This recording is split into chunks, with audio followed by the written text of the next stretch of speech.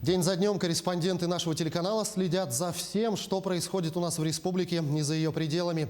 И сегодня, подводя итоги уходящей недели, мы расскажем вам о самых интересных событиях. Вы смотрите итоговую программу «Якутия. День за днем». Меня зовут Иван Лазаренко, и вот о чем мы поговорим сегодня. Ждать ли новых ограничений, связанных с коронавирусом? Поговорим об эпидобстановке в регионе. Мы рекомендации всем дали, как работать с гражданами, как допускать либо не допускать граждан. Но у всех объектов общественного питания имеются договора с охранными предприятиями. Ну и персонал, я думаю, будет обучен.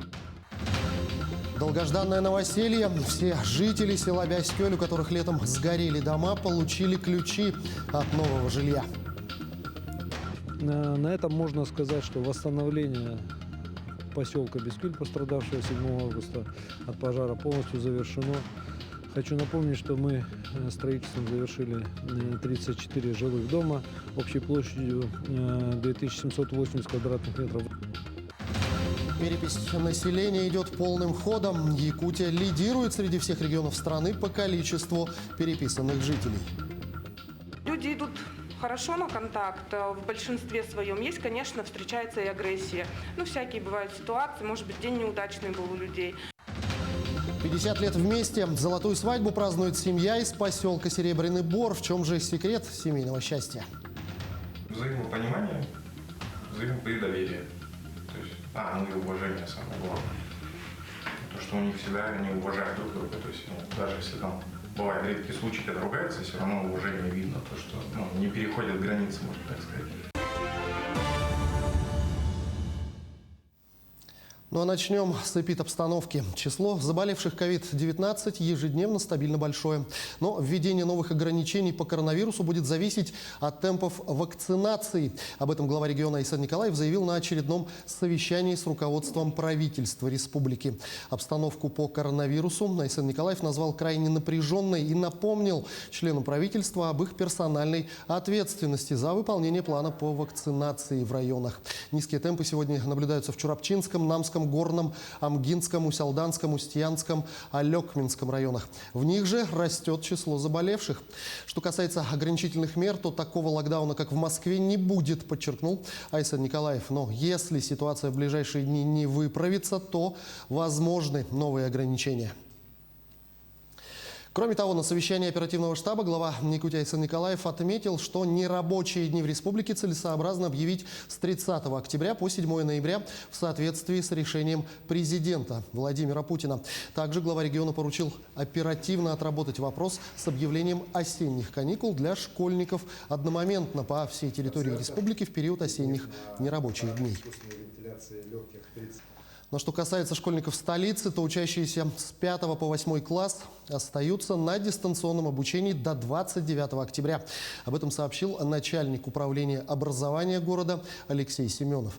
Принято решение, что ограничительные меры, которые были на этой неделе, продлеваются до 29 октября включительно. То есть на очном обучении остаются начальная школа и 9-12 классы. Также Алексей Семенов отметил, что готовится приказ о единых каникулярных днях.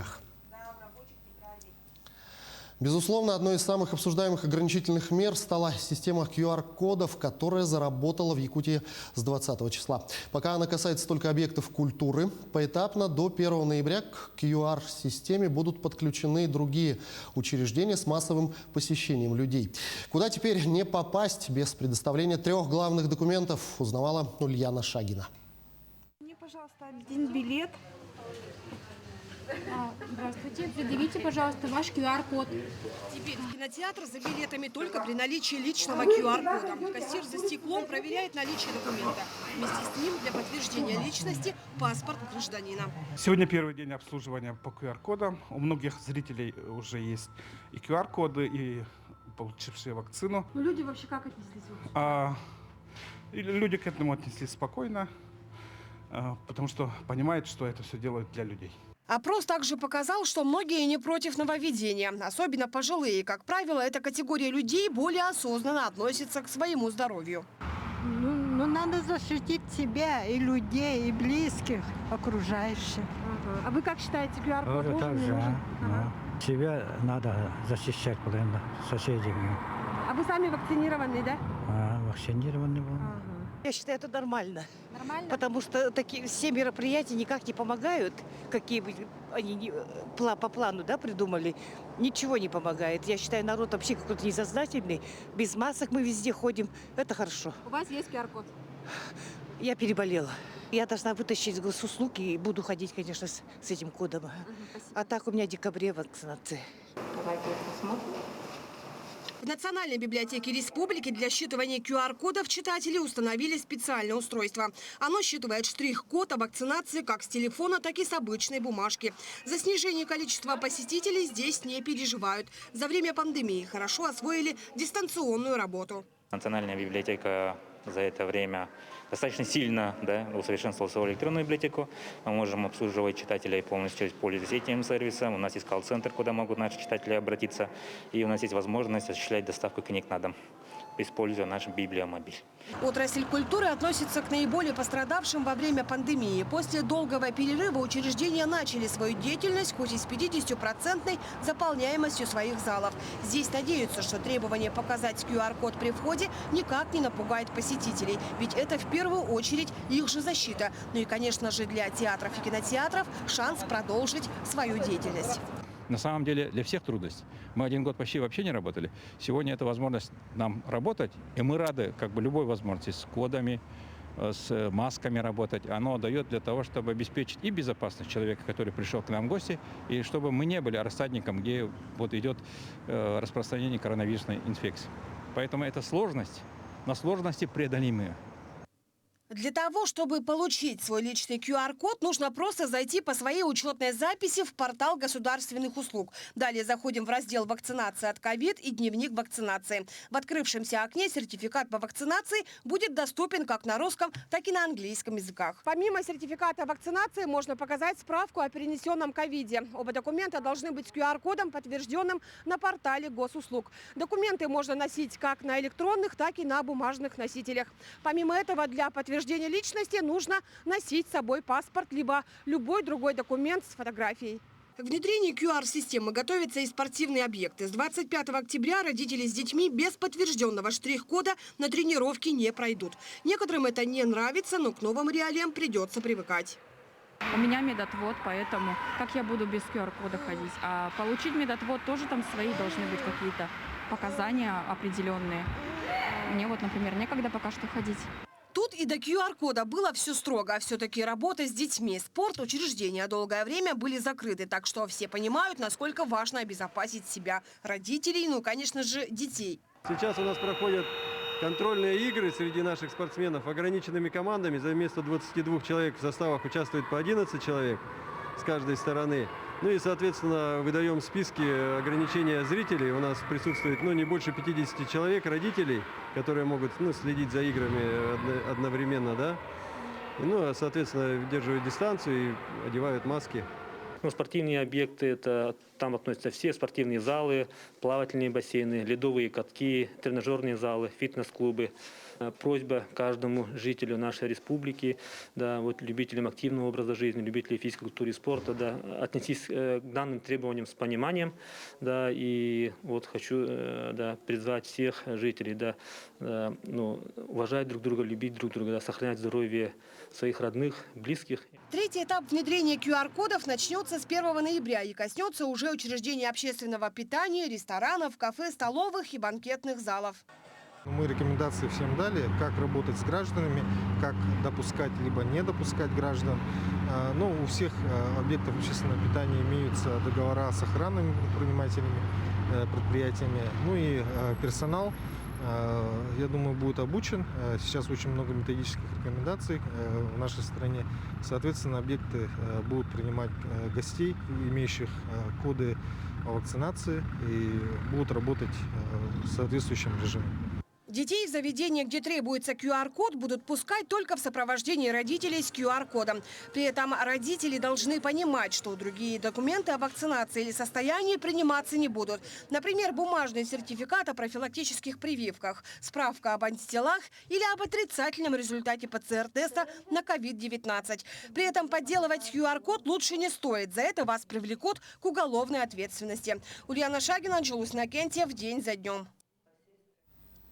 Тем временем из-за роста заболеваемости ковидом в Москве приняты дополнительные меры для борьбы с пандемией. В среду столичные власти сообщили о домашнем режиме для москвичей категории 60+ и граждан с хроническими заболеваниями, а также перевод на удаленку не менее 30% сотрудников. Между тем, уже в четверг мэр Москвы ввел новые антиковидные меры – нерабочие дни. Сколько дней продлится локдаун, как будет жить город и как обезопасить себя от заражения, смотрите в материале Айсены Бурнашовой. Ситуация с коронавирусом в Москве продолжает развиваться по худшему сценарию. 30% рост заболеваемости в течение 5 недель подряд. Чтобы не достичь исторических пиков, с 28 октября по 7 ноября в городе установлены нерабочие дни. Прощайте шопинг и развлечения. В период локдауна в Москве будут работать только аптеки и магазины с товарами первой необходимости. Закроются кинотеатры, концертные залы. Общепиты продолжат работу только на вынос и доставку. А вот музеи и театры будут открыты, но только по QR-коду и при условии заполняемости зала не более 50%. Нерабочие дни являются самым эффективным способом снижения заболеваемости и смертности от ковида, так как позволяют в короткие сроки разорвать максимальное количество цепочек распространения заболевания. Антирекорд 4-й волны. Только в понедельник число заболевших перевалило за 6 тысяч. Уже в пятницу эта цифра выросла до 8166 случаев. Уже сейчас в особом фокусе Роспотребнадзора общественные места, а также наличие средств индивидуальной защиты. Усилили контроль антиковидных мер и на транспорте. Теперь в метро штраф 5000 рублей может грозить не только безмасочнику, но и пассажиру со спущенной маской. В постоянном представительстве Якутии также следят за соблюдением санитарно-эпидемиологических мер на транспорте. В московском автопарке 18 машин. Перед каждым рейсом водители обрабатывают салон, руки и следят за наличием масок у пассажиров. Понятно, что с каждого же не сбросишь. Делал прививку, не делал, болел, не болел. Но хотя бы это элементарная такая вещь, что вот маска одета, не одета, это водители следят за этим.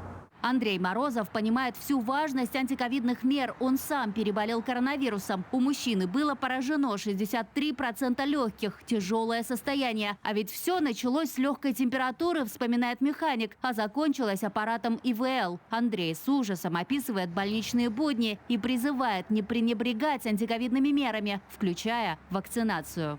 Я заболел, в тот период, когда еще вакцинация массовая не проводилась, уже на стадии выздоровления повели меня на КТ. На первый этаж спустились, а там стоит несколько каталог медицинских. И там лежат люди в черных мешках. И поэтому я понял, уже вышел из больницы, что надо вакцинироваться. Я сразу пошел, вакцинировался. И буду ревакцинироваться, когда будет необходимость. Жить хочется, поэтому... Во благо здоровья своего и близких вакцинировался и якутянин Алексей Иннокентьев. Первый компонент он получил в апреле, второй – в начале мая. На следующей неделе собираюсь получить вакцинацию. Я очень надеюсь, если каждый из нас получит вакцину, отменят все те ограничения, которые были предприняты. Нерабочие дни в Москве, объявленные с 28 октября по 7 ноября, должны сорвать несколько циклов заражения коронавирусом в городе. Продлят ли локдаун после, неизвестно. Но, как говорят врачи-инфекционисты, именно сейчас наступил переломный момент, когда все зависит от нашего выбора.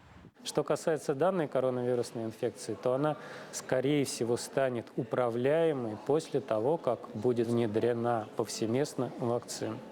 Самое эффективное – это вакцина. Тогда не будет большого количества заболевших, не будет большого количества людей, которые нуждаются в госпитализации, не будет огромная нагрузка на отделение. Айсена Бурнашова, Виктор Олесов, Москва. Но сейчас мы прервемся буквально на минуту и после небольшой рекламы обязательно продолжим. Не переключайтесь.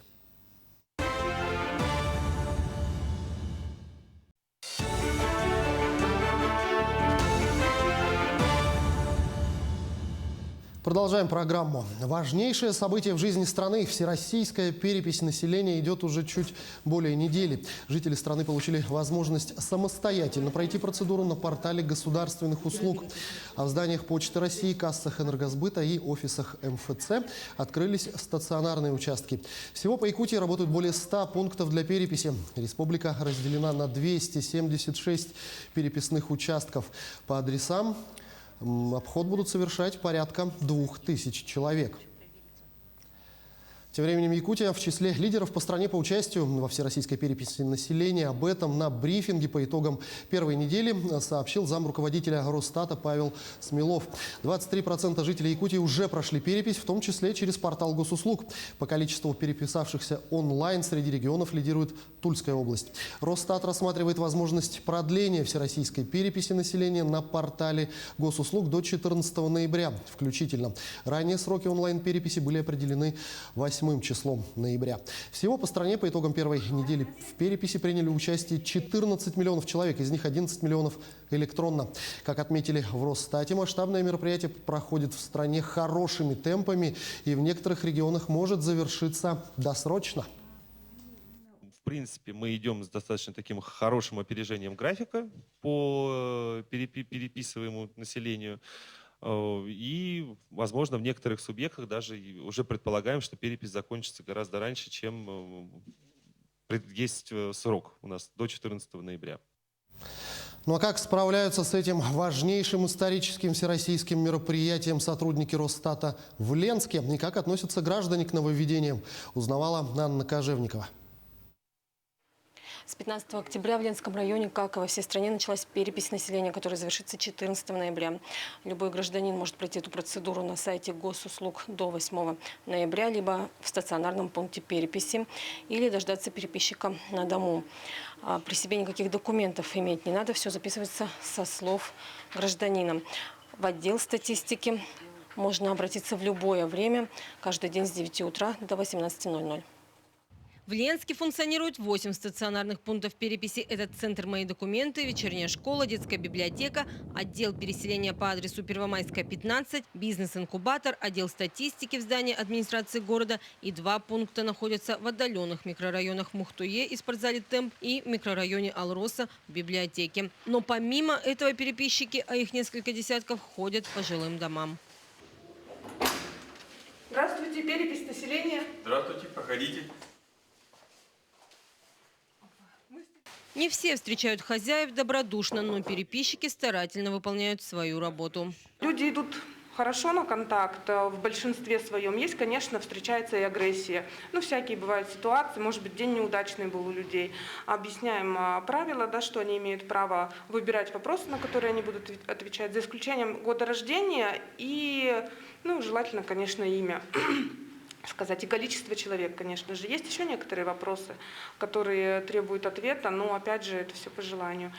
Вопросов немного, около 40. Впервые за всю историю перепись проходит в цифровом формате. Теперь переписчик снабжен планшетом, где вся информация заносится сразу в базу данных. Первое отличие это у нас получается то, что перепись проходит на электронно-цифровом носителе. Увеличился срок прохождения переписи. И вот новшество – это то, что можно перепись пройти на госуслугах. На сегодняшний день это как бы является одной из самых важных мероприятий в масштабах нашей Российской Федерации. Поэтому призываем всем как бы исполнить свой гражданский долг и пройти перепись. Во время обострения случаев мошенничества люди с опаской относятся ко всем, кто без приглашения стучится в дверь. Но у переписчика есть отличительные опознавательные знаки. Фирменная жилетка, планшет и, главное, удостоверение, которое действительно с паспортом. В целом, ленчане уже осведомлены о таком важном всероссийском событии. Считаю, конечно, это нужно для статистики, для государства полезная вещь.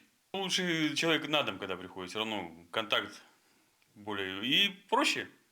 Намного проще. Оперативно перепись проходит в сельских населенных пунктах.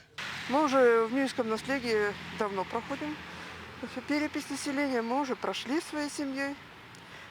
Так что все прошло удачно, хорошо. Как вы считаете, нужна ли вот эта процедура? Надо ли людям принимать участие в переписи? Ну, конечно, надо. Конечно. Почему? Ну, чтобы был точный учет. Кому помогать, кому не помогать, кого растить.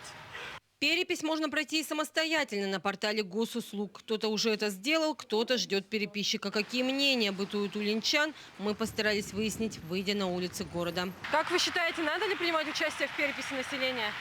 Не знаю, даже не могу ничего сказать. А вы сами будете участвовать? Нет, не буду.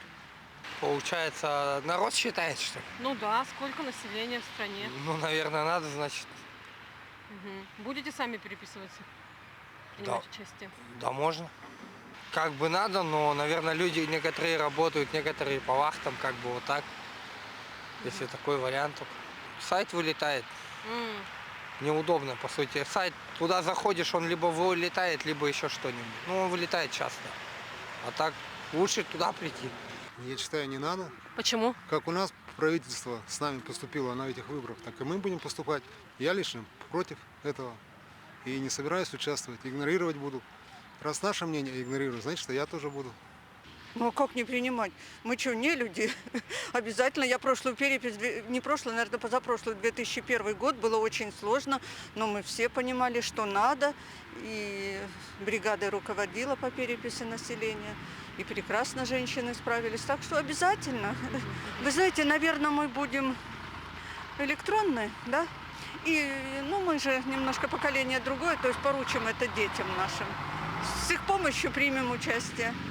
Но как бы ни относились люди к этому мероприятию, это важное всероссийское событие, необходимое как в масштабах истории в целом, так и в рамках сегодняшних реалий. Ведь именно благодаря переписи можно узнать точную численность населения и его нужды, а соответственно и то, в каком регионе какие меры поддержки необходимы и какие соцобъекты надо построить. Анна Кожевникова, Виталий Андреев, Ленск.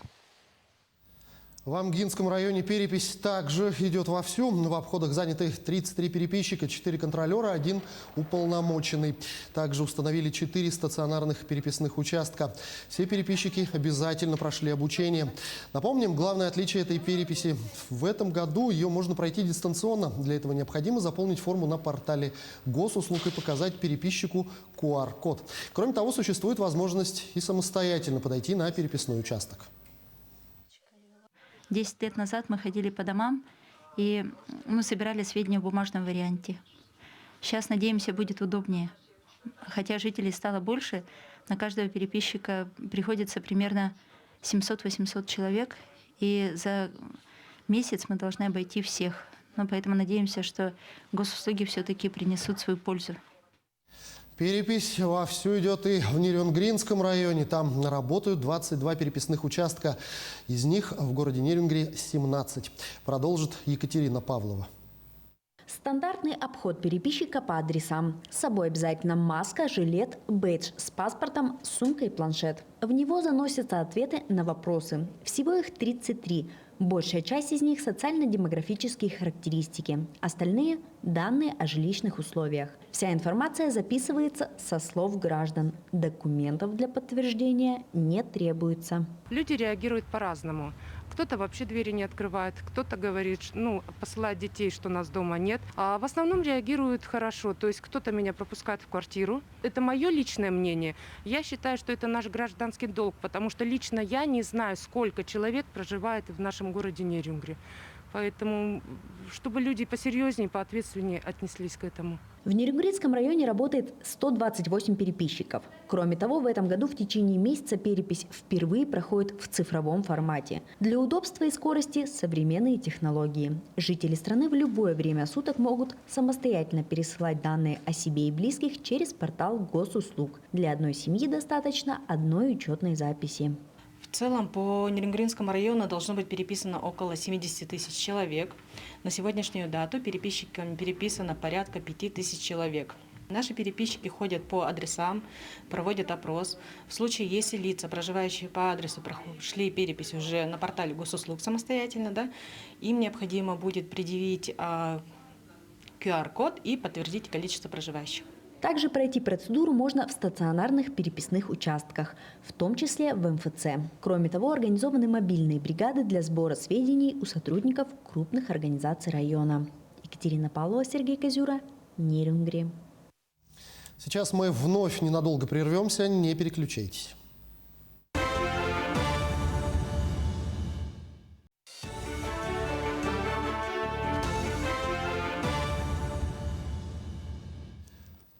Продолжаем программу. Глава региона Айсен Николаев совершил объезд по стройкам крупных объектов здравоохранения в Якутске. Их строят в соответствии с графиком, сообщил Айсен Николаев. Вместе с главой работал мой коллега Дмитрий Тымыров. Глава республики ознакомился с ходом строительных работ онкологического и кардиологического диспансеров, которые строятся здесь, в столице региона, начиная с 2019 года. Строительство онкоцентра идет с опережением, строительная готовность которого составляет 53%. Объект сдадут в следующем году.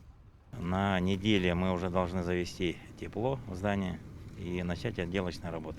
В части закупа медицинского оборудования у нас запланирован в конце года и в начале 2022 года. До конца года здесь уже тепловой контур уже закроется, фасад уже тоже смонтируем и уже начнем отделочную работу уже внутри. А вот в кардиологическом диспансере, который строится сегодня за Национальным центром медицины по Сергеляскому шоссе, начали уже устанавливать часть медицинского оборудования, которое поступило сюда на этой неделе. Объект будет сдан в конце этого года и уже в начале следующего примет первых пациентов. На сегодняшний день объект готов на 85%. Данный объект будет в структуре Республиканской больницы номер 1, Национальный центр медицины. Здесь в основном будут лечиться пациенты с острым коронарным синдромом, инфарктом миокарда и с острым нарушением мозгового кровообращения. По словам заместителя председателя правительства Якутии Кирилла Бычкова, этот центр будет оборудован самой передовой медицинской техникой, что даст врачам будущего кардиологического центра бороться даже с самыми тяжелыми заболеваниями. То есть это то самое передовое оборудование в мире, которое на сегодняшний момент не имеет аналогов лучше, чем то, что у нас сегодня поставляется.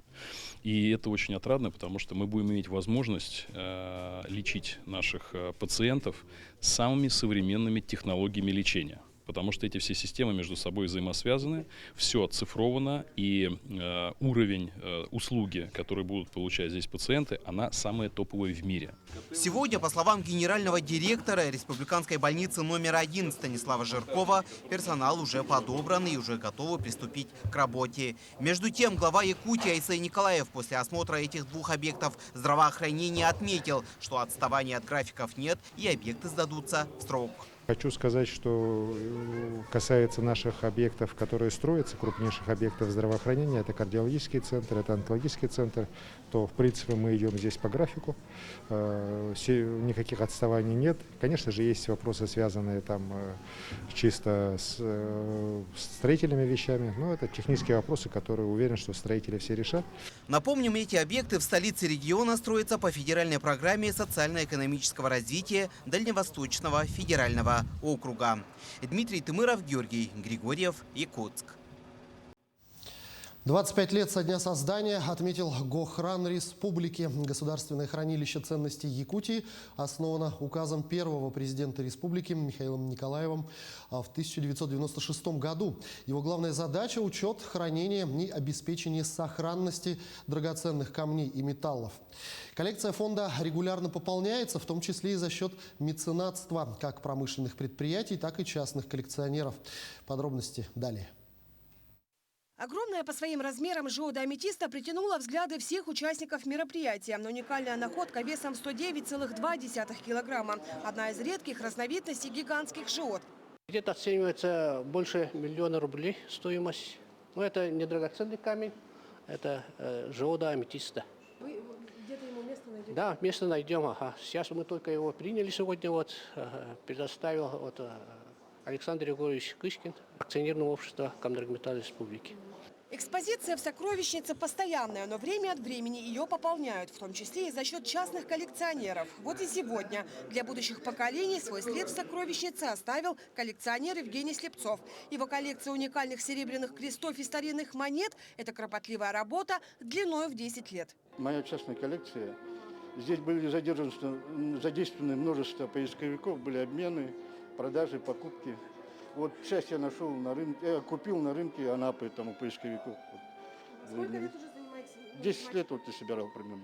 Каждый из меценатов чувствует особую гордость, преподнося в дар уникальные драгоценности. Но это, конечно же, пример для других – делиться красотой, чтобы она не пылилась дома. Ведь уникальными экспонатами будут любоваться несколько поколений якутян. Мы изготовили точную копию этого бриллианта, который был продан на аукционе за сумасшедшие деньги, за 26 миллионов долларов. То есть сейчас он будет украшать это хранилище. Речь идет о реплике уникального розового бриллианта. Еще один минерал желтого цвета. Оба были добыты на россыпи эбелях. По цене они стали самыми дорогими за всю историю не только российской, но и советской алмазодобычи. Я думаю, от алмазов Анабара здесь еще ни одного образца не было. И это вот первый наш подарок в это хранилище. Причем подарок просто уникальный сам по себе, потому что такие камни попадаются там один, не знаю, там на миллиард, наверное, да? То есть очень, реально уникальная находка. Поблагодарил дарителей и глава региона Айсен Николаев. Он отметил, что из всех субъектов Российской Федерации Гохран сегодня имеется только у Якутии. Так что Госфонд является уникальным предприятием. На самом деле центром, который реально прославляет нашу республику, через именно сокровищницу многие тысячи людей, которые приезжают к нам в гости, понимают нашу республику, понимают ее богатство. Мы гордимся нашим Гохраном. Айсен Николаев также вручил госнаграды и грамоты тем, кто многие годы занимается формированием фонда, в том числе и пополнением его уникальной коллекции. На сегодняшний день количество экспонатов в сокровищнице насчитывает сотни уникальных шедевров. Их стоимость меняется каждый год в зависимости от курса доллара. Ульяна Шагина, Григорий Охлопков, Якутск. Мало кто верил, что в рекордные сроки смогут возвести новые дома и хозпостройки в селе Бяськёль. Беда, пришедшая в село в августе, не оставила равнодушных. Особое внимание погорельцам уделил лично президент Владимир Путин. На место по его поручению выехал полпред на Дальнем Востоке Юрий Трутнев. Хроника событий и восстановленное село Бяськёль в материале Мадины Халиковой.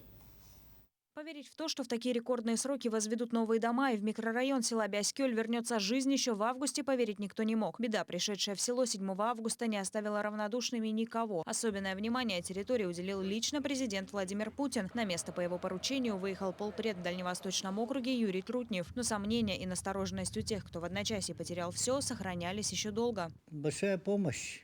Это нас поддержало, и мы не пали духом.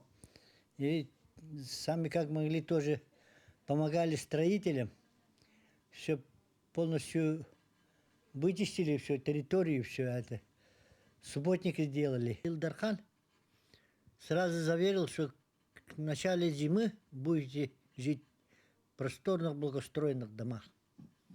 Ну, это, как сказал, уже сделал. Семья Ивановых уже обустраивает быт. Завезли в квартиру мебель, технику, текстиль, предметы интерьера. Рассказывают, что помогали всем миром, а крупные промышленные компании выделили средства на строительство и для поддержки погорельцев. Решение строить дома из экологичных материалов, МХМ-панелей принято исходя из сроков. 15 октября все дома сдали в эксплуатацию, а в понедельник в Бяськёле устроили общий праздник. 14 семей получили ключи от новых домов в торжественной обстановке. Мы благодарим за это, за постройку, за нашу радость, за жизнь светлую.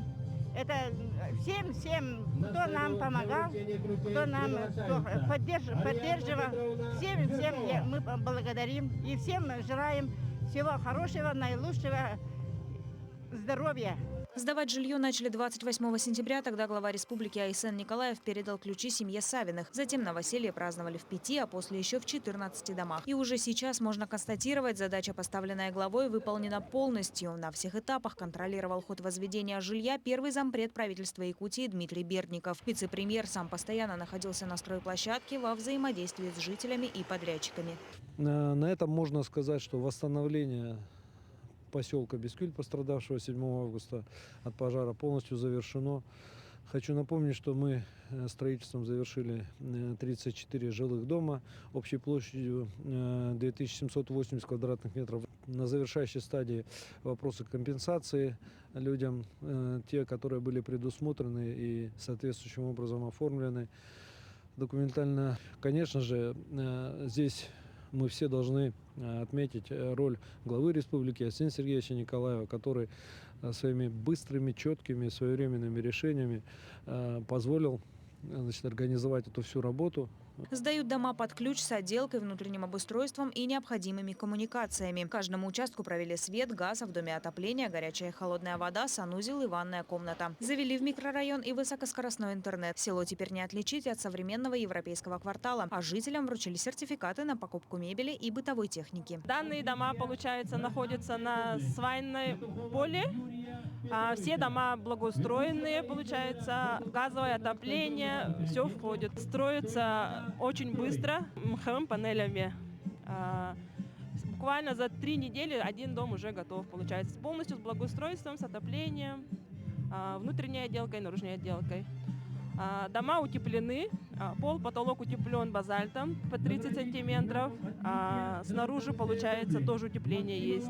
От большого огня пострадали не только дома, стихия уничтожила сельхозтехнику, скот и целый животноводческий комплекс, снабжающий жителей села и ближайших муниципалитетов качественными продуктами. Как рассказывает владелец Алексей Петров, летом, стоя на пепелище своего дела жизни, думал, что на этом его предпринимательской деятельности конец. Опережающими темпами подрядчики возвели здание для ведения хозяйства, сдали объект раньше срока. Теперь в нем есть молочный блок и модульная котельная, современное оборудование, которое позволит нарастить объемы производства до 300 тонн молока в год. Я план этот год выполнил. Это уже где-то около 10 тонн остался. Да нет, меньше остался, наверное. Где-то 200 тонн я сдаю. Договор у меня 150, а так 200 тонн. Вот как-нибудь следующий год планирую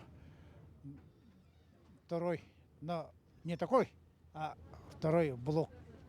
Своими силами постараемся построить.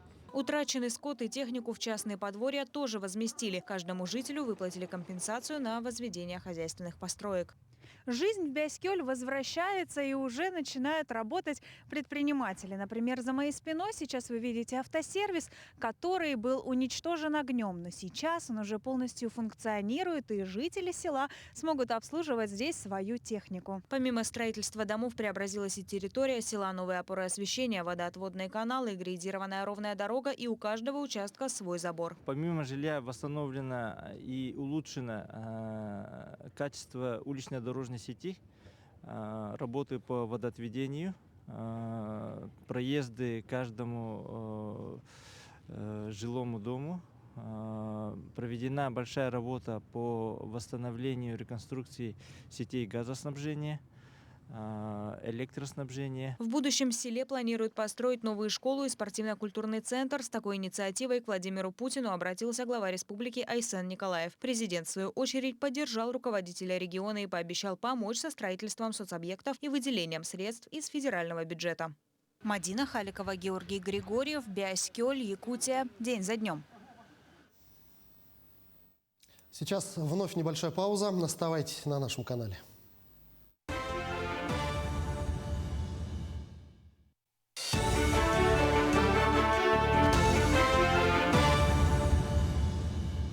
Продолжаем программу. На этой неделе авиакомпания «Якутия» начала продавать субсидированные билеты в центральные города России, пока по направлениям Якутск-Москва и Якутск-Санкт-Петербург. В какую сумму обойдется билет на самолет и планируют ли продолжать данную программу в следующем году? Все подробности далее. В 11 часов 21 октября авиакомпания «Якутия» начала реализацию долгожданных субсидированных авиабилетов в Москву и Санкт-Петербург из Якутска и Нерюнгри. Тариф по маршрутам Якутск-Москва, Якутск-Санкт-Петербург одинаковый. Он составляет 9200 рублей без агентских сборов. Согласно правил, данными субсидий могут воспользоваться люди, которые имеют прописку. Поэтому приобретение билетов производится во всех агентствах населенных пунктов, городах, поселках, селах.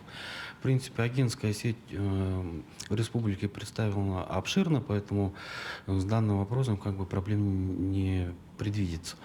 Постановление о субсидировании дальневосточных полетов было подписано 7 октября председателем правительства Российской Федерации Михаилом Мишустиным. И вот благодаря упорной работе региональных властей с федеральным центром Якутия попала в эту программу. Что касается авиакомпании «Аэрофлот», почему наш регион не попала в сетку субсидированных полетов компании, в региональном министерстве транспорта прокомментировали следующим образом. Компания «Аэрофлот» прерывала свое авиасообщение в аэропорт Якутска в связи с его реконструкции. С 2019 года они не летали. Одним из условий и требований правил предоставления субсидий является, соответственно, соответствующий объем перевозок пассажиров из определенного аэропорта. И Аэрофлот не подавал заявку на аэропорт Якутска, а подал заявку там, где он традиционно в последнее время летал. Это Хабаровск, Магадан, Владивосток, Южно-Сахалинск. И, возможно, они подадутся в последующие периоды. Цена на субсидированные авиабилеты с учетом агентских сборов будет разной, исходя откуда вы его будете приобретать. Например, в кассах авиакомпании «Якутия» билет с учетом агентских сборов будет стоить 9900 рублей. Реализация таких билетов не осуществляется через интернет. Чтобы приобрести их, нужно обязательно посетить авиакассу, так как проверяется наличие дальневосточной прописки. Обязательно паспорт российский с пропиской. Если это загранпаспорт, то обязательно справка форма номер 8 из паспортного стола. Если свидетельство о рождении на ребенка, то тоже справка номер 8 из паспортного стола должна быть. И в итоге билет через агентство сколько стоит субсидированный? На сегодняшний день Якутск и Питер по 10 200 рублей в одну сторону. По приобретенным билетам можно совершать полеты только с 21 октября до 30 ноября этого года. Это связано с реализацией программы субсидирования, так как авиаперевозчики в декабре уже должны отчитаться по итогам реализации программы. Между тем, жители и гости столицы хотят, чтобы данную программу распространили и на другие периоды года. Хотелось бы, чтобы были еще побольше субсидий, побольше скидок, чтобы субсидированные билеты продавались именно летом, чтобы именно отпускное время, это самый разгар лета, можно было ехать куда-нибудь. Чтобы она открыта была постоянно, и чтобы у людей была возможность летать в любое время, в то время, которое они хотят. Что касается продления данной программы, то она будет продолжена и в следующем году. По словам министра транспорта Якутии Владимира Сивцева, федеральные власти на это уже предусмотрели финансирование. На следующий год данные средства уже в размере более 5 миллиардов рублей на субсидирование магистральных маршрутов для всех категорий дальневосточников предусмотрены уже в плановом порядке за счет ассигнований государственной программы Минтранса России. Соответственно, период продаж и перелетов субсидированных маршрутов он будет действовать на весь период январь-декабрь. Что касается этого периода, то авиакомпания «Якутия» планирует реализовать 7000 билетов.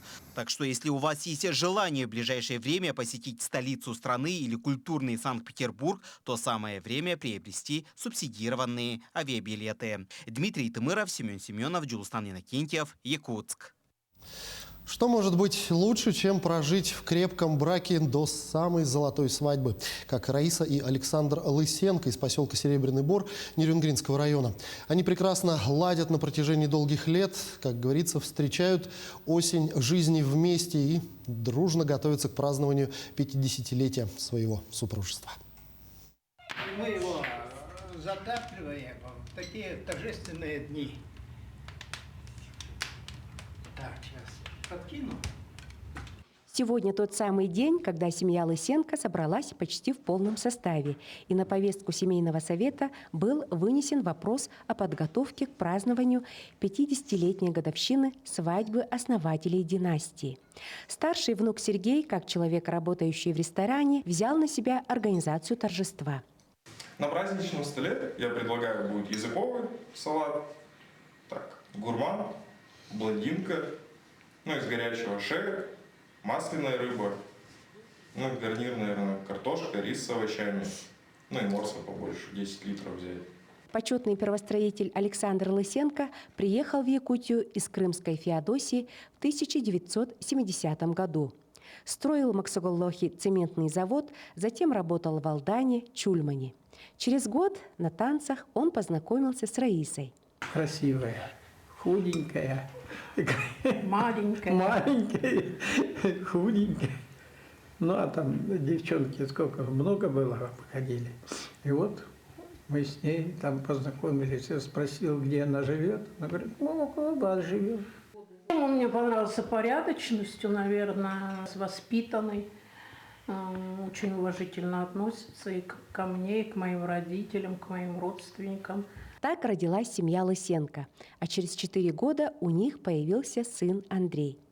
Сан Саныч работал тогда на строительстве поселка Серебряный Бор. Здесь ничего не было. Мы ездили с Чульмана, или пока со старого города ездили, потом с Чульмана ездили на стройку. Потом начали уже люди приезжать и начали уже строить. Построили первый брусовой, и нам дали квартиру. В 1977 году здесь. Раиса Васильевна работала в торговле. С началом перестройки ушла в свободное плавание и занялась коммерцией как индивидуальный предприниматель. А последние 4 года она трудится в сфере строительства, заведует базой стройматериалов. Раиса Васильевна гордится, что с ее участием в Серебряном Бору было возведено 11 новых домов. Значит, летом вот в этот подъезд приезжал Николаев Айсен Сергеевич. Ему очень понравились наши квартиры. Дома еще не в таком состоянии были, как сейчас, но мы их достроили. Вот такая красота в нашем поселке. Памятник при жизни. Буду ходить и смотреть. Выросший под крылом бабушки и дедушки внук считает их семью примером. И, возможно, Сергей тоже знает рецепт их долгой и счастливой семейной жизни. Взаимопонимание, взаимодоверие. То есть, и уважение самое главное. То, что у них всегда они уважают друг друга. То есть, даже если там бывают редкие случаи, когда ругаются, все равно уважение видно. То, что не переходят границы, можно так сказать. То, наверное, самое главное такое. Сами же Раиса Васильевна и Александр Александрович полагают, что прожить вместе золотые 50 лет можно только уступая друг другу и на месте решая возникающие порой недопонимания. Тамара Игнатьева, Сергей Козюра, Нерингри. И вновь триумф якутского кино. Якутский киноальманах, фильм «Ит» Дмитрия Давыдова и Степана Бурнашова получил награду 37-го Варшавского международного кинофестиваля, одного из самых престижных в мире. О том, как якутский кинематограф вновь заявил о себе миру, об очередной ленте прорыве в материале далее. Special jury award goes to It by Dmitry Davidov and Stepan Burnashov from Russia. Спецприз фестиваля «За чистый кинематографический взгляд». Из числа 15 фильмов основного конкурса «Ит» стал одним из лучших. Киноальманах рассказывает о деревенской жизни. Трагичные и забавные истории, добрососедские и не очень отношения. Всего 7 рассказов, объединенных в одну киноленту. В польской столице «Ит» произвел настоящий фурор. 4 дня показов и 4 дня полных залов. Мы специально шили костюмы к этому фестивалю. И мы пришли на открытие, нас заметили, фотографировали, с нами общались. И мы, самое главное, заявили себя, что мы действительно из Якутии. Большой интерес, наверное, благодаря этому, то, что фильм вызвал ажиотаж. А кто это? Амонимичный заголовок «Собака» или «Стреляй» в переводе с якутского также заинтриговал европейцев под емким названием «Глубокий смысл». Не лги, не убей, не укради, оставайся человеком всегда и везде. Режиссеры фильма целились в самое сердце и не промахнулись. В Варшаве вместе со спецпризом лента также получила высокое упоминание от жюри «Нетпак», оценивающего азиатские фильмы. То, что надо думать о других, более как-то жертвовать своими интересами, как-то стараться саморазвиваться. Какие-то вот такие понятия, ценности, которые понятны всем. По названию сложно судить вообще, о чем фильм. А название мы придумали все-таки быстро, там за один день. Относительно быстро прошло и производство фильма. 3 дня на сценарий, 2 недели на съемки, год на постпродакшн. Феноменальное якутское кино вновь удивило мир. Уже 21 октября, отмеченный Варшавским кинофестивалем «Ит», увидят и якутский зритель. А 2 декабря стартуют показы в российских онлайн-кинотеатрах. Айсена Бурнашова, Виктор Олесов, Москва, Варшава. Что ж, именно такой была эта неделя. Наши корреспонденты продолжают следить за развитием событий. Вы смотрели программу «Якутия. День за днем». Для вас в студии работал Иван Лазаренко. Я с вами прощаюсь. Берегите себя и помните, что единственный способ остановить пандемию коронавируса – это, безусловно, вакцинация. До встречи в эфире.